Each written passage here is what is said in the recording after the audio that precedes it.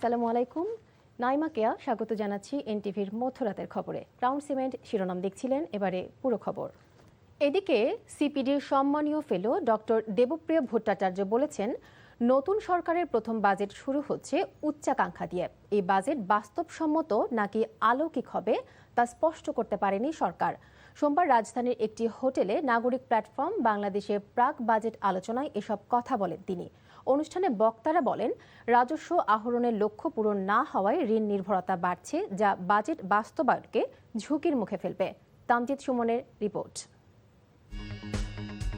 আগামী 11 জুন জাতীয় সংসদে প্রায় 9,30,000 কোটি টাকার বাজেট দিতে যাচ্ছেন অর্থমন্ত্রী। নাগরিক প্ল্যাটফর্ম মনে করে, নতুন সরকারের বাজেট শুরু হচ্ছে উচ্চাকাঙ্ক্ষা দিয়ে। বাজেট নিয়ে রাজনৈতিক প্রতিশ্রুতি ও নাগরিক প্রত্যাশা বিষয়ক আলোচনায় গবেষকরা বলেন, সরকার 6,95,000 কোটি টাকার রাজস্ব আহরণ লক্ষ্য নির্ধারণ করতে যাচ্ছে। এর মধ্যে হয়তো 1,30,000 কোটি টাকার ঘাটতি থাকবে। ঋণের চাপটা কিন্তু বাড়ছে। গবেষকরা বলেন, সরকারের উন্নয়ন কর্মসূচি পুরোটাই ঋণ নির্ভর হচ্ছে, যা শঙ্কার। রাজস্ব আহরণে আতঙ্ক সৃষ্টি না করে ঋণধারীদের কর দানে উৎসাহিত করার তাগিদ দেন অর্থনীতি বিশ্লেষকরা। আমাদের স্টেট ওন এন্টারপ্রাইজগুলো 2,41,000 কোটি টাকা তাদের সুদ আসল সরকারের পাওনা তাদের কাছ থেকে। তাহলে এইসব জায়গাগুলোতে একটা বড় ধরনের সংস্কার করে তাদেরকে একটা নতুনভাবে চলার একটা ব্যবস্থা কিন্তু করতে হবে। আলোচকরা বলেন, মার্কিন যুক্তরাষ্ট্রকে বাণিজ্য সুবিধা দেওয়ার ক্ষেত্রে সরকারকে সতর্ক হতে হবে। নাগরিকের আয় ব্যয়ের উপর সক্ষমতা অনুযায়ী শুল্ক নির্ধারণের পরামর্শ তাদের। এটা না হলে যেটা হবে যে ইকোনমিকে মুভ করতে গেলে আমাদের ট্যাক্স পলিসিতে খরচ করার জন্য ট্যাক্স না করে ইকোনমিকে রক্ষা করার জন্য ট্যাক্স, এই পলিসিতে আমি যাওয়ার পক্ষে। এবারের বাজেট বাস্তবায়নে দুর্নীতি ও চাঁদাবাজি নির্মূলের উপর জোর দেন সরকার ও বিরোধী পক্ষের রাজনীতিকরা। কিন্তু এখানে দুর্নীতির প্রশ্নটা খুব বড়। আর কর ফাঁকি যাওয়ার জন্য সবচেয়ে ইনস্ট্রুমেন্টাল হলো যারা এই কর ভ্যাট আদায়ের সাথে জড়িত, তারাই ব্যবসায়ীদের ব্যক্তিদের বুদ্ধি দেয় কি করে কর ফাঁকি দেওয়া যাবে। আমার এলাকায় যদি আমি সাংসদ হই, আমার এলাকায় যারা চাঁদাবাজি করবেন, সে সরকারি দল হন বা ভাইয়ের দলই হন, আমি তাদের বিরুদ্ধে জিহাদ ঘোষণা করব। ক্রাইসিস ম্যানেজমেন্ট এবং স্টেবিলাইজেশন, এই দুইটাই এবারকার বাজেটের প্রথম এবং প্রধান টার্গেট। অর্থনীতিবিদ ডক্টর দেবপ্রিয় বলেন, এই বাজেটে মুদ্রাস্ফীতি কমবে কিনা বা অর্থনৈতিক স্থিতিশীলতা আনবে কিনা তা স্পষ্ট করেনি সরকার। আগের সরকারের বাজেটের উপরেই ওনারা দাঁড়িয়ে রইলেন। নতুন কিছু এই সংকটকে মোকাবেলা করার জন্য 3 থেকে 4 মাসে ওনারা কি পদক্ষেপ নিলেন তা কিন্তু স্বচ্ছভাবে আমাদের সামনে আনলেন না। এখনই বলতে পারি আমরা যে 20 থেকে 25% যে আয়ের প্রাক্কলন করা হয়েছে তা বাস্তবায়ন হবে না। এই 1 কি 2 বছরে ভিত্তিভূমিকে স্থিতায়ন করার জন্য ওনারা সেই কৌশল কিন্তু নিলেন না। এইটা একটা বড় দুর্যোগ হিসেবে থাকবে। যে লিগেসিটা আমরা ঘাড়ে নিয়েছি, যেটাকে আমাকে ক্যারি অন করতে হবে, কারণ সরকার তো একটা কন্টিনিউয়াস, এটা একটা continuity, what ever might be the government. আমরা রিভাইজ এডিপিতে যতটুকু রিঅ্যাড্রেস করা যায় সেটা আমরা করছি। বাজেট ব্যবস্থাপনায় অর্থায়ন নিয়ে প্রশ্ন তোলার পাশাপাশি সরকারি ব্যয়ে সংস্থাগুলোর দক্ষতার প্রশ্ন তোলেন আলোচকরা। Tamjid Sumon, NTV news, Dhaka. জাতীয় সংসদে কার্যকর ভূমিকা রাখতে নারী সংসদ সদস্যদের প্রস্তুত হতে বলেছেন প্রধানমন্ত্রী তারেক রহমান। সোমবার সচিবালয়ে নিজ দফতরে বৈঠকে সংসদ নেতা এই নির্দেশনা দেন। প্রধানমন্ত্রী বলেন, সংসদ সদস্য হিসেবে নিজেদের দক্ষ হিসেবে গড়ে তুলতে তথ্য সমৃদ্ধ হতে হবে এবং কার্যপ্রণালী বিধির সম্পর্কে পরিষ্কার ধারণা রাখতে হবে। সংসদে বক্তব্য দেওয়ার ক্ষেত্রে নারী এমপিদের সতর্ক এবং দায়িত্বশীল হতেও বলেছেন তারেক রহমান। বৈঠকে বর্তমান রাজনৈতিক পরিস্থিতি, সরকারের নির্বাচনী অঙ্গীকার বাস্তবায়ন সহ বিভিন্ন বিষয় নিয়ে অভিমত ব্যক্ত করেন নারী সংসদ সদস্যরা।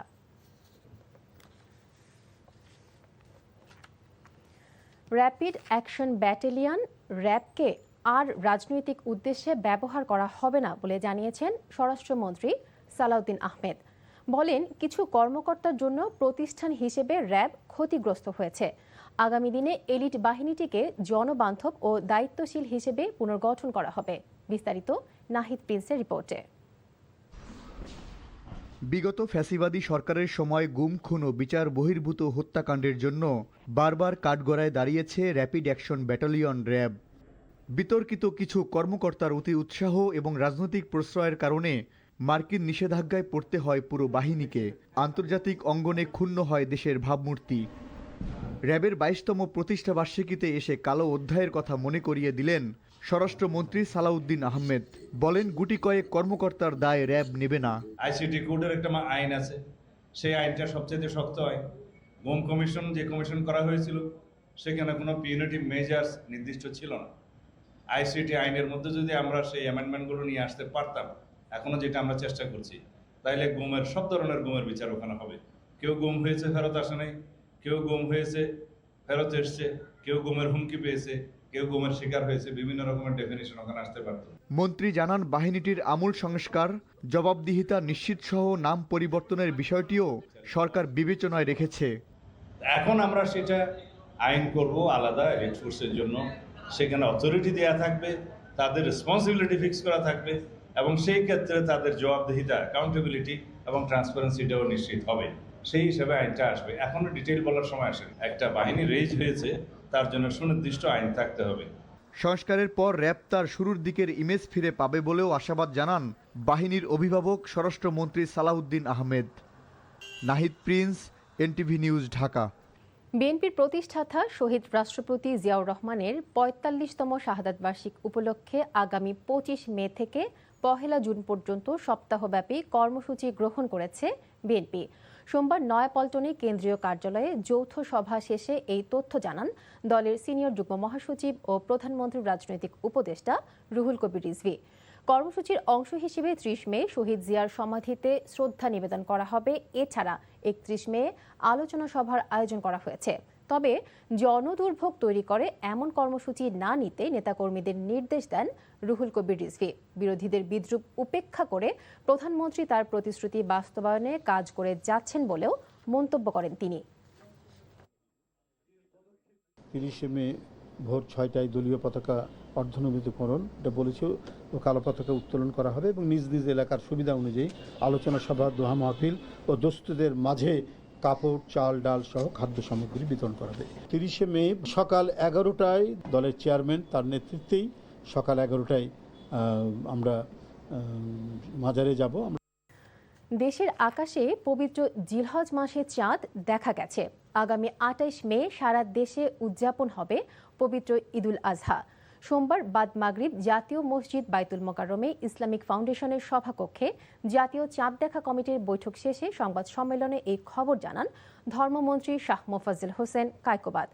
মঙ্গলবার থেকে পবিত্র জিলহজ মাস গণনা শুরু হবে বলে জানান তিনি। সেই হিসেবে আগামী ১০ জিলহজ ২৮ মে পবিত্র ঈদুল আজহা উদযাপিত হবে।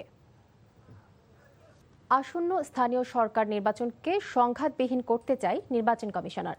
সে লক্ষ্যে রাজনৈতিক দলগুলোর সহযোগিতা চাইলেন প্রধান নির্বাচন কমিশনার এএমএম নাসিরউদ্দিন আহমেদ। তিনি বলেন, দলগুলোর সহায়তা ছাড়া শান্তিপূর্ণ নির্বাচন আয়োজন সম্ভব নয়। নির্বাচন কমিশন সচিবালয়ে RFEDর নতুন কমিটির দায়িত্ব গ্রহণ ও বিদায়ী কমিটির সংবর্ধনা অনুষ্ঠানে এসব কথা বলেন সিইসি।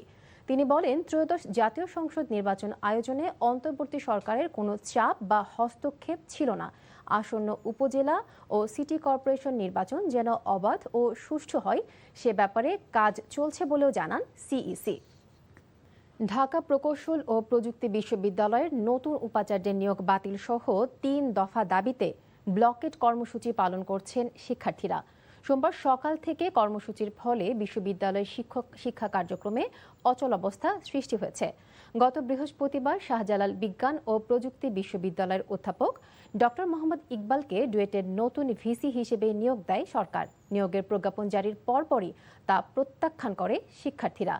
দাবি আদায় না হওয়া পর্যন্ত ব্লকেট কর্মসূচি চালিয়ে যাওয়ার ঘোষণা দেন তারা। ভিসি বিরোধী আন্দোলন নিয়ে ক্যাম্পাসের শহীদ মিনার চত্বরে সোমবার দুপুরে সংবাদ সম্মেলন করেছেন আন্দোলনরত শিক্ষার্থীরা।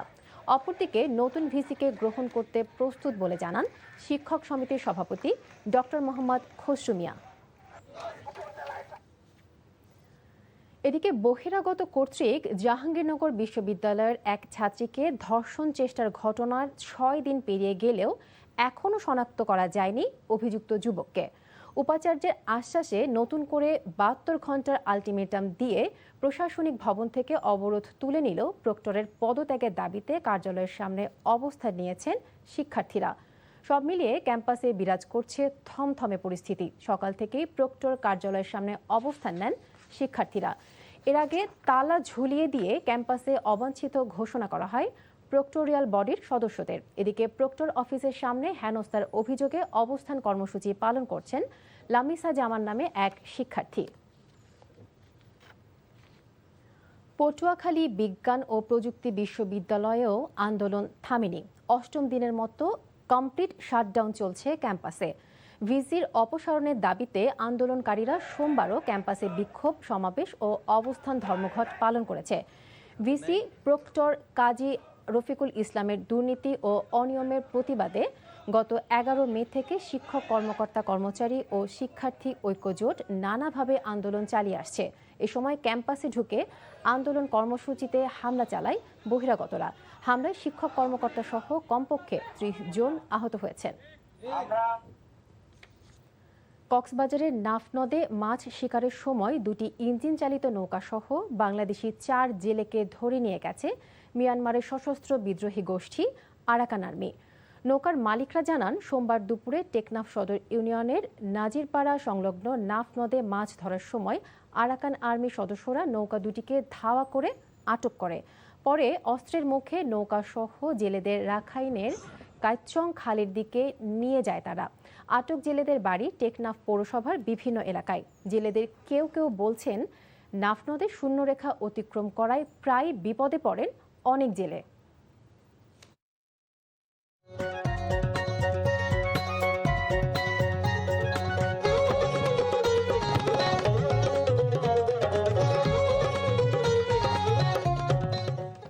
কঙ্কা ফ্রিজ প্রেজেন্টস কোরবানির পশুর হাটের খবর। কুষ্টিয়ার খামারিরা কোরবানির ঈদকে সামনে রেখে গরু লালন পালনে ব্যস্ত সময় পার করছেন। তবে গোখাদ্যের বাড়তি দাম হওয়ায় এবছর সঠিক দাম পাওয়া নিয়ে দুশ্চিন্তায় পড়েছেন এখানকার খামারিরা। শঙ্কা রয়েছে ভারত থেকে গরু আমদানিরও। কুষ্টিয়া থেকে সাবিনা ইয়াসমিন শ্যামলের পাঠানো রিপোর্ট, ক্যামেরায় ছিলেন মোহাম্মদ আসিফুজ্জামান। কোরবানির ঈদকে সামনে রেখে বরাবরের মতোই গরু হৃষ্টপুষ্ট করতে ব্যস্ত সময় পার করছেন কুষ্টিয়ার খামারিরা। প্রতি বছরই গরু কিনে খামারে ও বাড়িতে বাড়িতে পারিবারিকভাবে মোটাতাজা করেন তারা। তাই দেশীয় গরু হিসেবে ঢাকা, চট্টগ্রাম সহ দেশের বিভিন্ন অঞ্চলে ক্রেতাদের পছন্দের তালিকার শীর্ষে থাকে এখানকার গরু। তবে গোখাদ্যের দাম বাড়তি হওয়ায় এবছর গরুর সঠিক দাম পাওয়া নিয়ে দুশ্চিন্তায় পড়েছেন এখানকার খামারিরা। শঙ্কা আছে বিভিন্ন জেলায় সরবরাহে নিরাপত্তার পাশাপাশি ভারত থেকে গরু আমদানিরও। ইন্ডিয়ান গরু তো আসবেই না। বাংলাদেশে যে পর্যাপ্ত পরিমাণ গরু আছে, এই গরু দিয়ে বাংলাদেশের মনে করেন যা হচ্ছে কোরবানি হয়ে যাবে। বাছুর আনার পরে এর পরিচর্যা করে আমরাই পারিবারিকভাবে, আমি আমার হাজবেন্ড, আমরা দুইজন মিলে পরিচর্যা করি। ঢাকায় যায় কোনো বছরে লাভ হয় না, তো এই কারণে ধরেন গত বছরে 2টা বড় গরু ছিল, বাড়ি পাত্তিকে বিক্রি করছি, তো এবারও বাড়ি বিক্রি করব। খাদ্যের দাম তুলনামূলক অনেক বেশি, আপনার ছোলার ভুসি, খেসারি। জেলার প্রাণী সম্পদ কর্মকর্তা অবশ্য বলেছেন, কোরবানির পশুর সঠিক দাম পাবেন খামারিরা। তবে আমি আশা করি যে আমাদের খামারিরা তাদের কষ্টে পালন করা এই সমস্ত কুরবানি পশুর যথাযথ মূল্য পাবে। এবার কুষ্টিয়ায় প্রায় 19,000 ছোট বড় খামারে কোরবানির জন্য অন্তত 2 লাখ গরু, ছাগল, ভেড়া ও মহিষ প্রস্তুত করেছে খামারি ও কৃষকরা। NTV news desk. এই ছিল মধ্যরাতের খবরে। এই খবরের ভিডিও সহ আপডেট জানতে ভিজিট করুন এনটিভি অনলাইন www.ntvbd.com। এছাড়াও এনটিভির জনপ্রিয় সব অনুষ্ঠান ও খবরের আপডেট জানতে ভিজিট করুন আমাদের ইউটিউব ও ভেরিফাইড ফেসবুক পেজে। এতক্ষণ সাথে থাকার জন্য ধন্যবাদ সবাইকে।